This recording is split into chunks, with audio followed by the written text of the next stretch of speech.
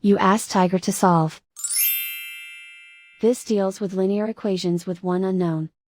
The final result is a equals 4. Let's solve it step by step.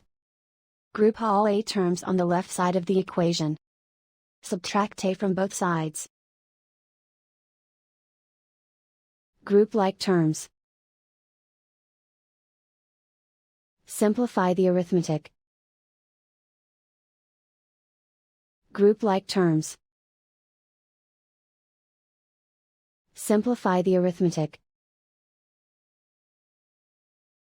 Group all constants on the right side of the equation. Add 7 to both sides.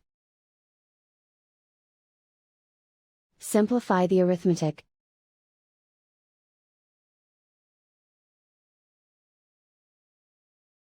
And so the final result is a equals 4.